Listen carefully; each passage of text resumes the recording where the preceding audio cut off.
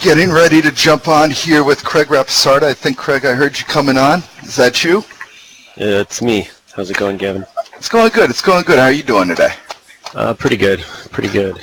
All right. So I'm just going to take us around a quick look at the markets, and then we're going to break into a little bit of Q2 earnings season with Craig here. Just going to look at the NASDAQ real fast as we bounced a little bit off the lows. NASDAQ futures are back above that 7,200 level at the moment. Came in for that test of the 50-day moving average, and I've seen a little bit of support fall come in from there.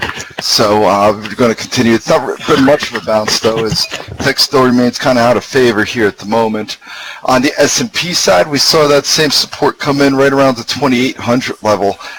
This is still trading well above its 50-day moving average, which sits down at 2766.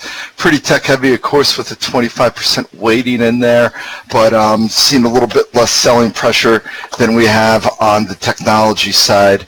And with that, we have just breaking down some of the different areas. Energy remains the strength of the market here. That's up 0.75% on the day. That's the XLE. Materials behind that with a 0.15% increase on the day. Financials in this rise in interest rate environment up 0.1% on the day. And we got healthcare flat. And on the downside, we're looking at staples down slightly at 0.1%. The industrials down 0.3% on the day. Utilities also down about 0.3%. And then the biggest losers so far are discretionary, down 0.8%, and technology, of course, which is down 1% in the XLK. So with that, we're going to turn to Craig here. Craig, we're going to talk a little bit about some of your recent positions and just seeing if you have any updates to provide on for us on that. And also take a look at what you've been seeing. For those of you who don't know, Craig runs the earnings side of things here, so he does a great job at making sure we got all the coverage on the pertinent names out there. He's double checking everybody's work, making sure everybody gets those numbers right and that everything's reflected correctly on the page. So if you're going to talk to anybody over here with regards to earnings, Craig is the man. So Craig, is there any names that you want to break into to start off to take a look at that you're playing around with these days? Sure. Thanks for the kind introduction, Gav. Anytime. So yeah, there's one that I really like, and it's PagSeguro. And basically it's the Brazilian Square. If anybody familiar with Square SQ knows that they've done really, really well, like a fintech payment solution for small businesses. So the setup for PAGS is that they're pre-announcing. Last week they announced that they're going to pre-announce tomorrow morning. I had bought some a few weeks ago, and it's I'm up about a point in it right now.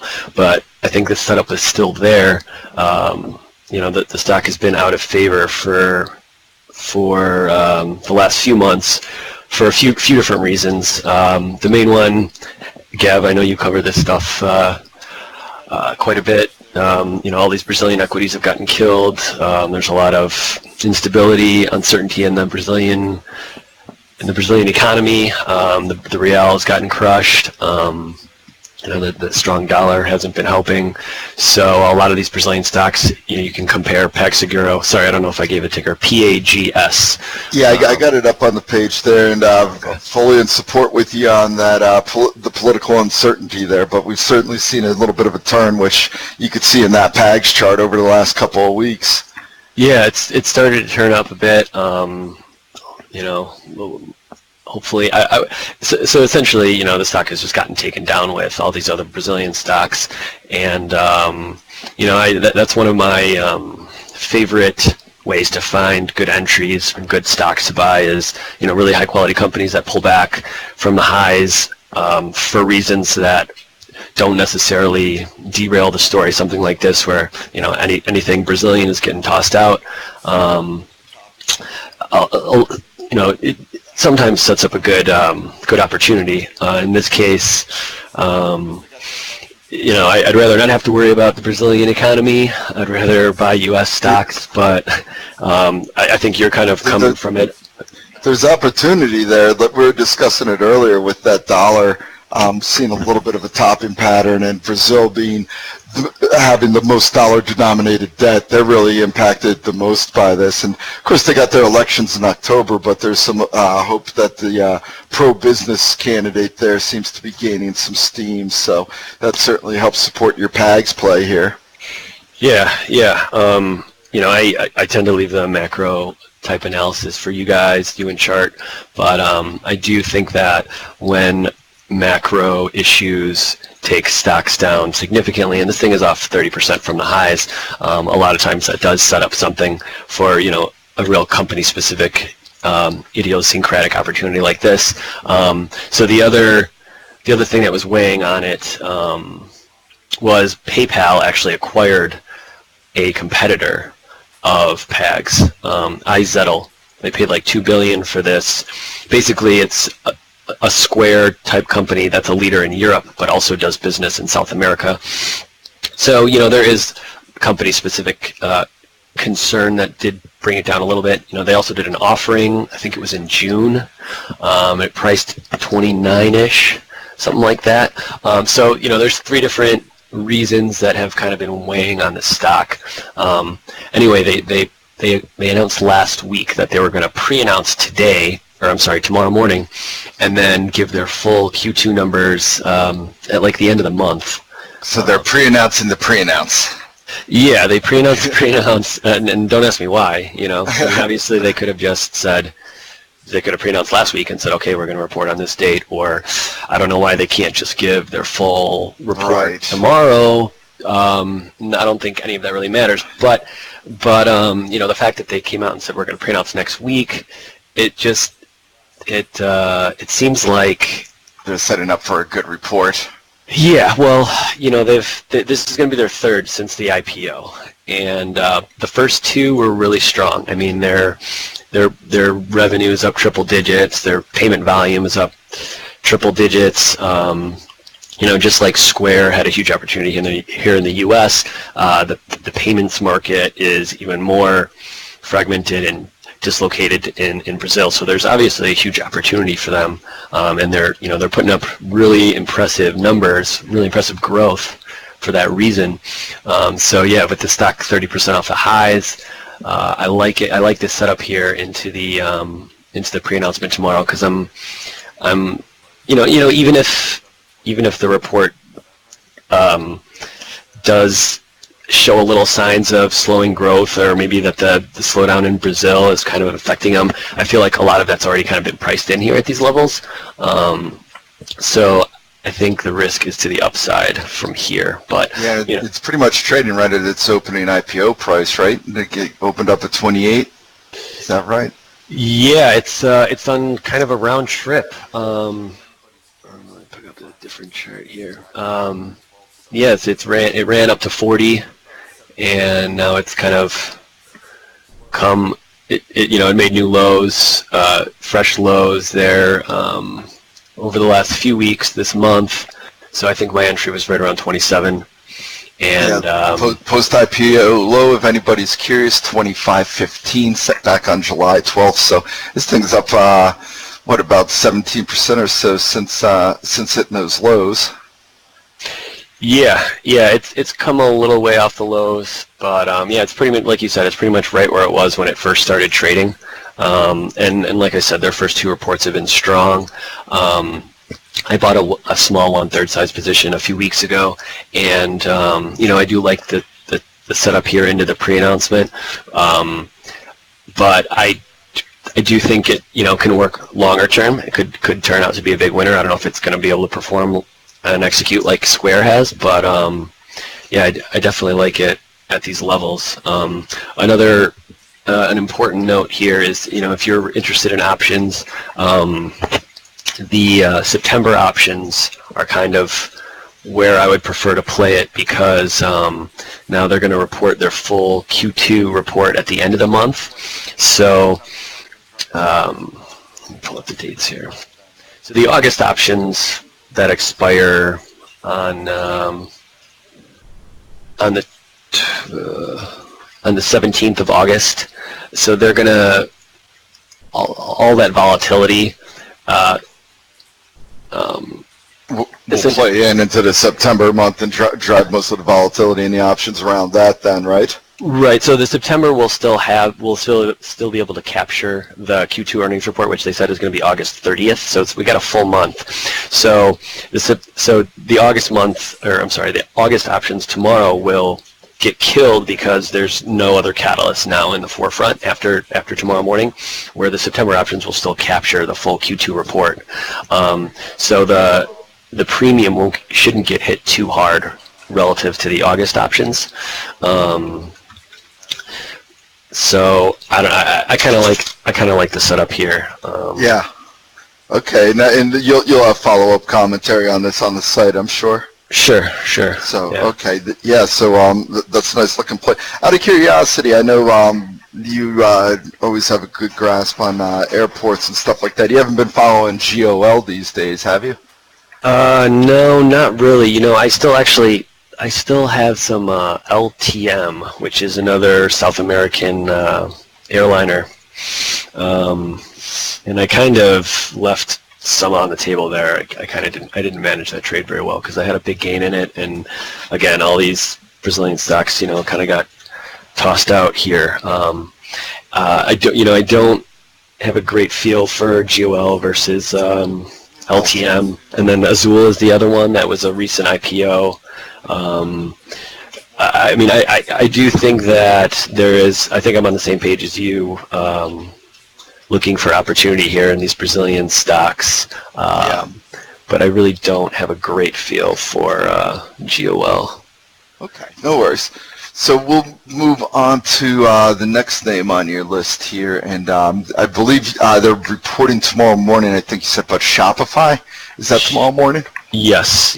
Now this is what are your thoughts on Shopify right now? Okay, so they've reported 12 beat and raise quarters since the IPO, which that alone can kind of give you justify the stock performance. I mean, this thing has been pretty much impenetrable, and they've literally come out and blown away the estimates and raised guidance every quarter since the IPO. They're basically your e-commerce solution for a small business. When was it? About I guess it was late last fall, just by looking at the chart. Citron had come out, short the stock. Right. And I want to say the stock was around 90 at the time. And I posted a comment soon after he came out short. The stock was obviously getting hit. The stock had basically doubled over the last 6 months since that call. It's gone from 90 to it got close to 180 here last week. And now it's kind of pulling back with, the rest of the technology, software, just getting hit. Looks like a little bit of a double top there in that 170, 175 area, potentially anyway, of course. Yeah, so,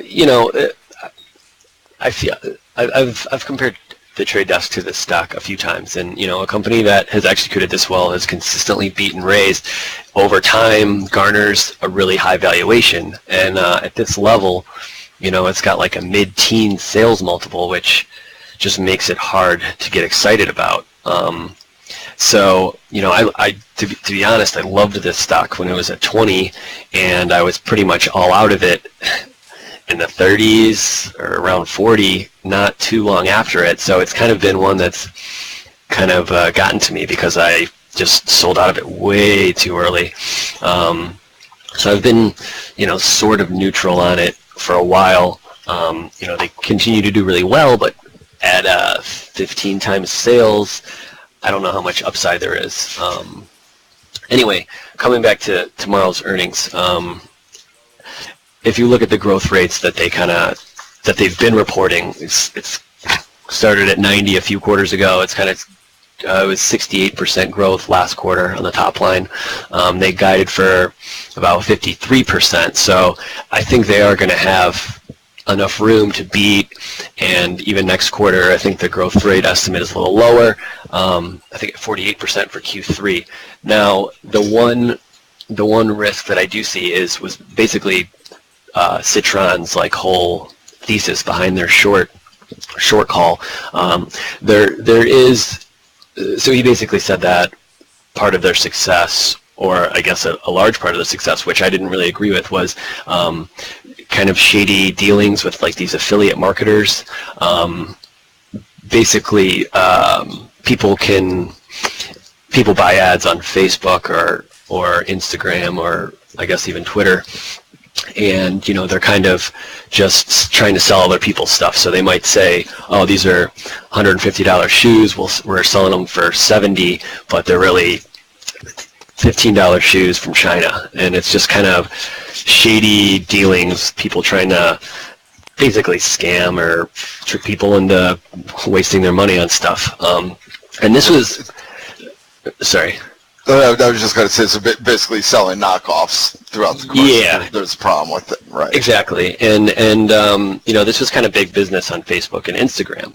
So as we learned last week, Facebook is finally cleaning up their act to an extent.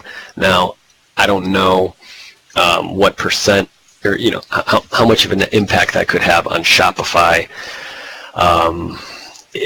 It could be the catalyst that finally ends this beat and raise story. And if they come out and don't beat and raise, the stock gets hit, even though it's already off 20 points from just over the last couple days. It's trading at, like I said, 14 times sales or something like that. So there's no margin for error if they disappoint. Right. Which has been a pretty big theme we've seen throughout earnings, right? The names like this just trading at rich valuations, they better beat and raise if they want to see that stock hold up at the current levels. Exactly. And now, so before I kind of dug into it a little deeper today, I was thinking, because Facebook has pulled back their, for many years they were literally trying to maximize their revenue and profits, and that's what every company is supposed to do, right? But it kind of got them into trouble. They have now realized that they have to value the 2 billion users that they have more so than just maximizing sales and profits every day. So I don't know if that's going to have an impact on Shopify's business or not. I disagreed with Citron's call 6 months ago because, yeah, they might be involved in some of this shady affiliate marketing stuff, but that's not what has driven the results for the last few years. I mean, they are the e-commerce solution for small businesses. They make it very easy. So it's not like it was all affiliate marketing. I don't know if that's just going to be not a non-issue at all, or maybe it will be. But I've speculated about, the beat and raise story is going to come to an end a few times now over the last year or so. Like I said, I've been out of it for 100 points plus. So this one kind of, I try to put that out of my mind. But you would think eventually the beat and raise story will come to an end. I mean, they are serving a big market, and they're doing really, really well. But any kind of hiccup, and this stock can get hit pretty hard. And it's going to take just be the latest domino to fall, I guess, in the NASDAQ 100. I don't think they're actually in the NASDAQ 100, but all these high-flying leading software stocks. It could be another black eye, I guess, tomorrow for tech stocks.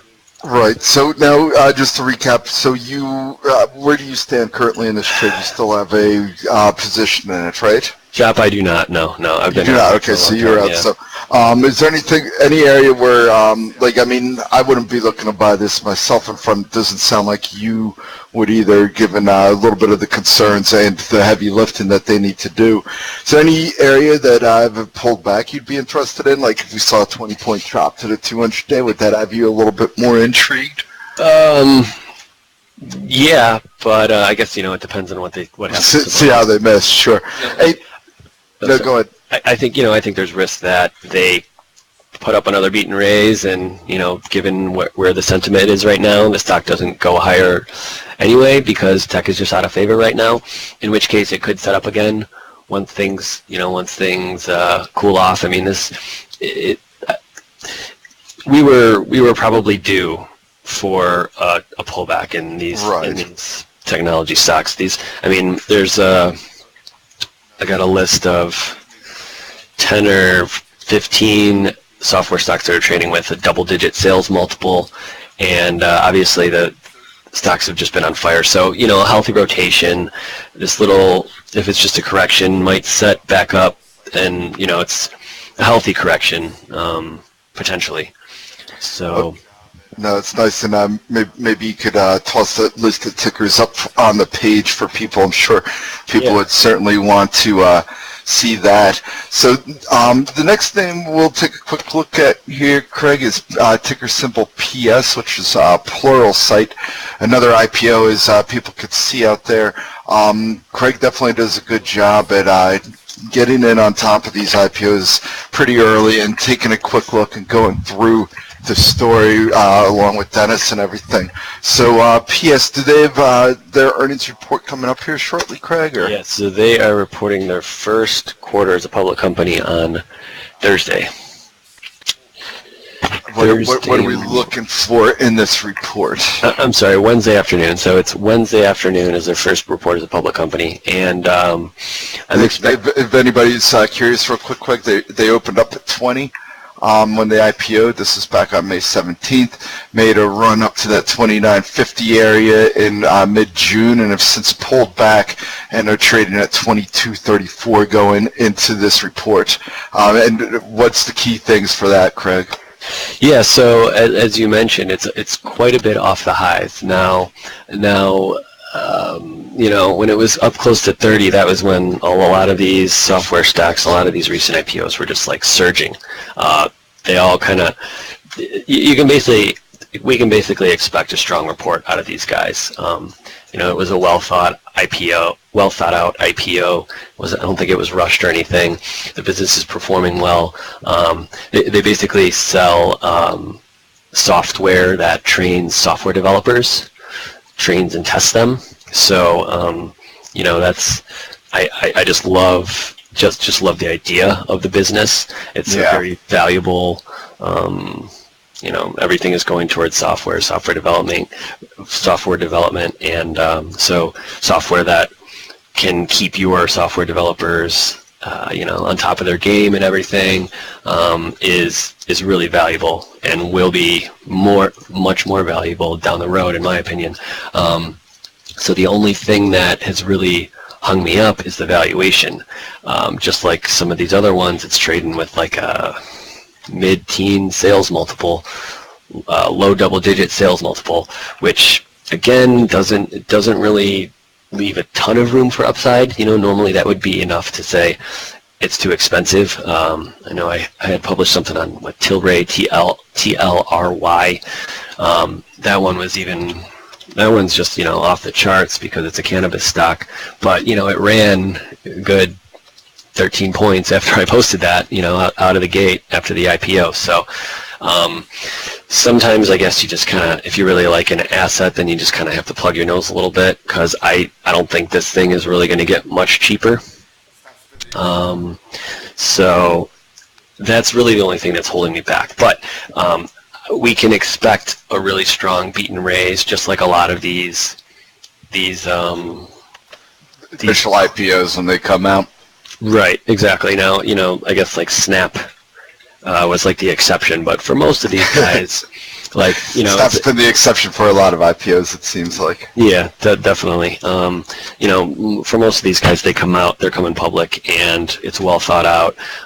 They can manage the expectations on the sell side, and they can come out and look and just put up really, really strong numbers. So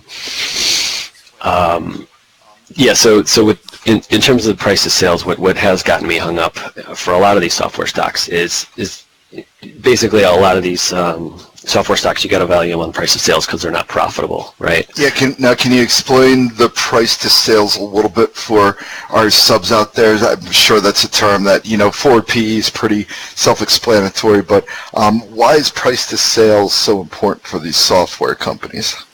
Well, ideally you could value them on price to earnings, but most of these young software companies don't have any earnings, right? So the next best way, the way that you got to value them is price to sales, and especially if they have these really large markets that they're going after.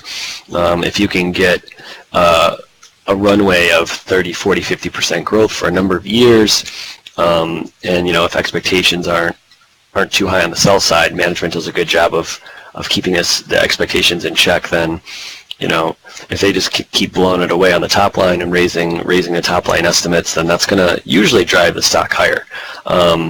So yeah, the price of sales is because they're really not profitable. It's really the only option, and right. The reason that I sometimes get so bullish on a stock like the Trade Desk is because you can kind of see that they're going to be able to sustain. They should be able to sustain really, really healthy, high growth on the top line. Obviously, it needs to be in excess of what the street is expecting in order to, beat and raise every quarter to look good. So keeping the expectations low is important, and that is something that, like the guys at the Trade Desk have been able to do. They give their guidance was to be able to outperform the programmatic market, which was supposed to be growing at 22% for the next few years. So the out-year estimates on the top line are just way too low based on just what they've been able to do in recent quarters and years. So it just sets up that beat and raise story. And as long as you think estimates are too low, that it's a reason to want to own the stock. Right.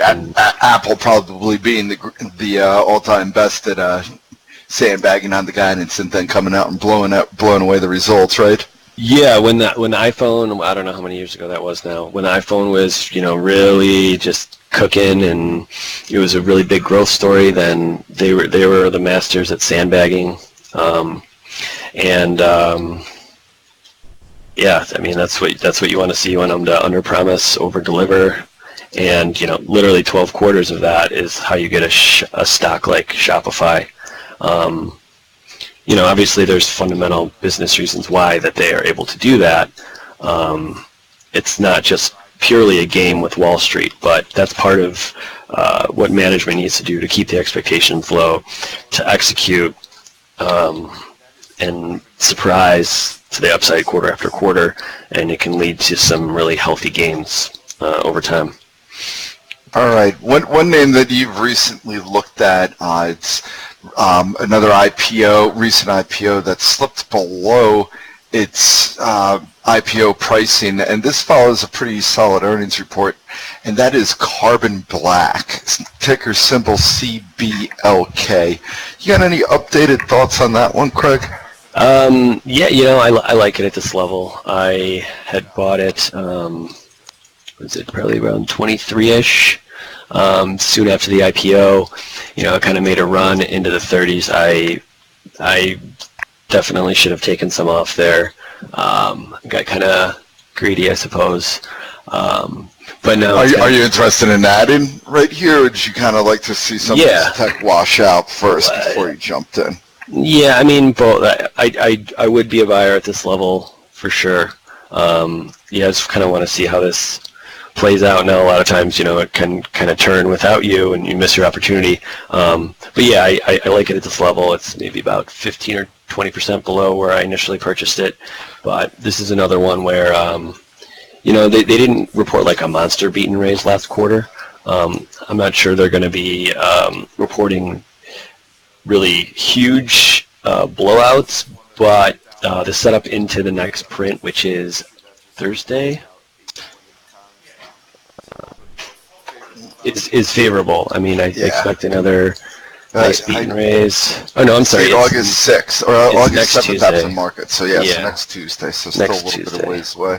Yeah, so a little over a week. I might. That slipped down below that for that price to sales. I see that just coming in about 8.8 times now.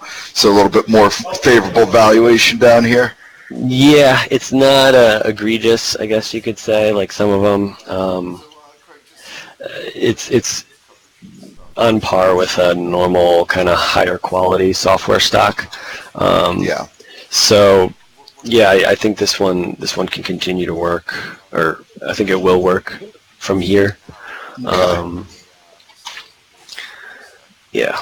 All right, so we'll take a look at that. So, Craig, just with all your earnings coverage and stuff, has there been any theme that's sticking out early to you from Q2? Like, what are some of the numbers that we've been seeing in terms of who's been out and beats, and how are they comparing on a historical basis? Would you say?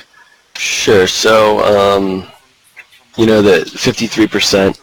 Have reported, about 53% of the S&P 500 has reported earnings so far, and earnings are up 21%, sales are up 9%.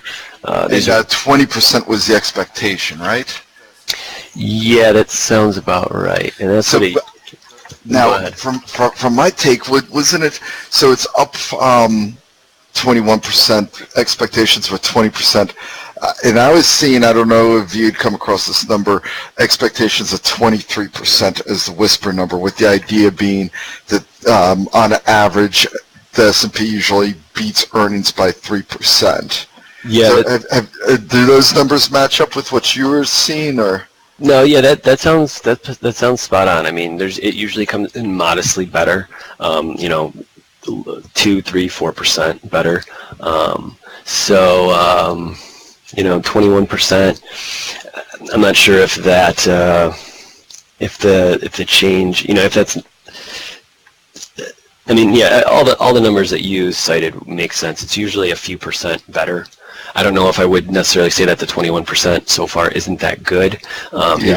We have seen margin issues arise as, costs are going up, whether it be freight or, raw materials. We saw the autos and like Whirlpool get hit last week because of it. Margins are hitting a new high. Obviously, tax reform is in there. So, I mean, if you strip out tax reform, I don't know what the growth would be closer to. Maybe half, maybe the low double digits or 15%. But, sales up 9% is really, really strong. Yeah. And that's not obviously doctored by really anything. That's just pure demand. Has there been any areas that have been kind of outperforming that you think people are not really seeing? I mean, obviously all the focus has been on tech, which has had a pretty good quarter, but it's just the valuation seems like this is a sell the news, certainly the idea of peak earnings, but with so much focus on tech, do you think that there's any areas that people are kind of missing the boat on that's either performing well or performing poorly that just isn't getting the press? Well, I'm not really sure. I mean, like you said, there's this concern that this is as good as it gets and that it can't get really better from here. Seen that in some kind of like transportation or freight stocks. One stat that I would pull is that so far 59% of companies that have reported earnings trade up on the report, like the next day.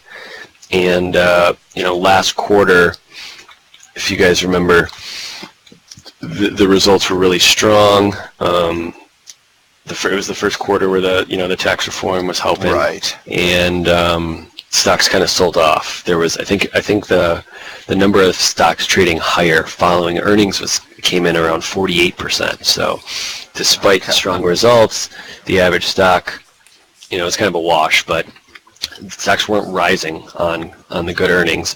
And, we've had 3 months later, and we're at least getting rewarded more often, I guess you could say. Yeah.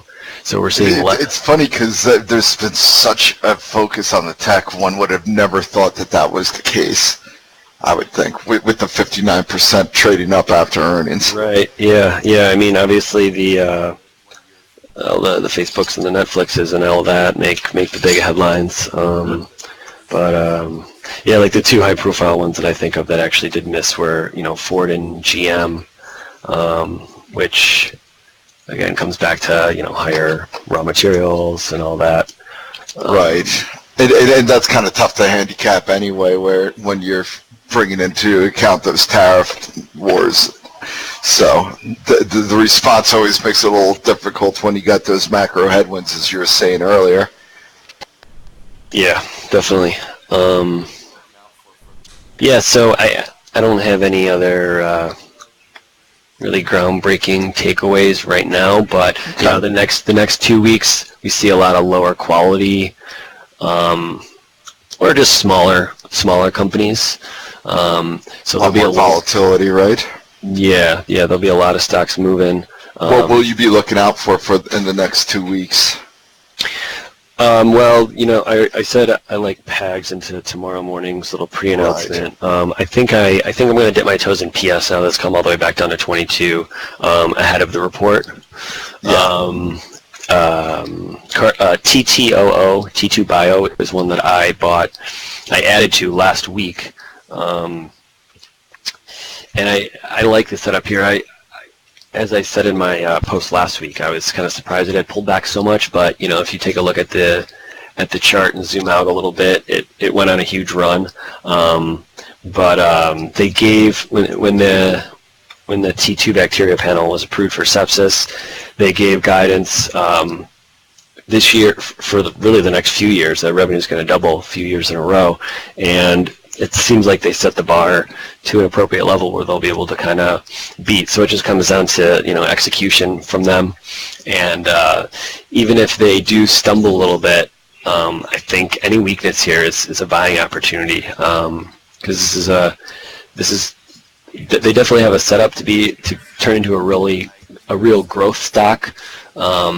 And so they're just going to have to execute a few quarters, and I really do think this is going to be a double-digit stock again in the not-too-distant future. And they are reporting Thursday afternoon. All right. Okay, so there we go. Some pretty good ideas coming from a trend tracker, Craig Rampisarda. Craig, I know you got a bunch of earnings that you need to prepare for. Also, I want to thank you. I know you got a bad back and playing a little bit hurt today, so I know the subs certainly will appreciate that. But Craig, anything you want to add before we go, or are you all good? You know, I kind of mentioned Facebook already, but I think it's probably worth mentioning again. You know, I can certainly see that. You know, the sell-off, was it last Friday or Thursday? Yeah. You know, is probably a good buying opportunity if you have a really long time horizon, because they are doing so well and they're so dominant. But I don't think it can be understated that you know, they were trying to maximize sales and profits for many years, which is what you want as a shareholder. But they told us last week that that's not going to be happening anymore. So it's definitely, you know, like I said, I thought it would be, you could probably buy it if you really like it long term, but I'm not surprised that it's kind of rolled up and hit new lows here. Of course, the sell-off in NASDAQ 100 isn't helping, but yeah, it's a real shift change in like what they are going to be doing. Their operating margin, you know, they said is going to work towards the mid-30s, and it was 50% last year. So I don't know. I think it's just you know, coming back to, as everyone should know, is my favorite stock. You know, both Twitter and Facebook kind of fell out of bed last week for good reason, for, you know, poor guidance, and I think there's going to be a lot of people that will pick up on the fact that TTD is kind of where you want to go. So they don't report for 2 weeks. I believe it's the end of next week, next Thursday. But I think, you know, this weakness that we're seeing here in TTD is definitely a buying opportunity, because I think they are going to report another beat and raise. Okay, and they'll be rewarded for it, you think? Yeah, you know, I called it, you know, an anti-Facebook in February or March, you know, when it was kind of selling off with it, and I really, all the news continues to kind of work in their favor. Like, you know, both Twitter and Facebook sold off for good reason,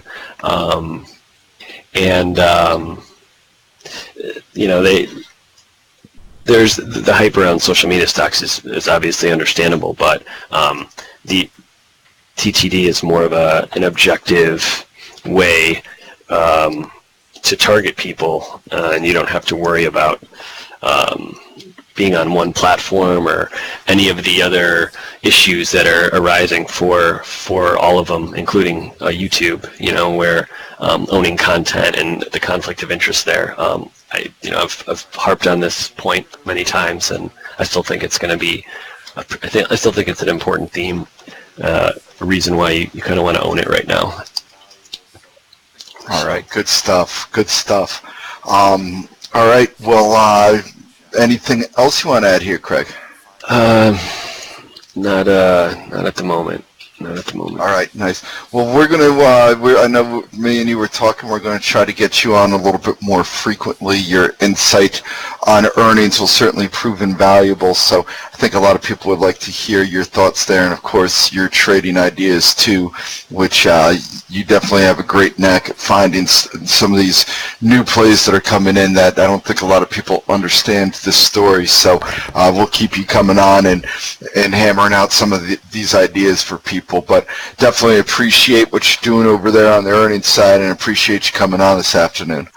Thanks, Kev. I appreciate the kind words, and right. We'll talk to you soon. Okay, cool. Talk to you in a little bit, Craig. All right, thanks. Bye. Thanks.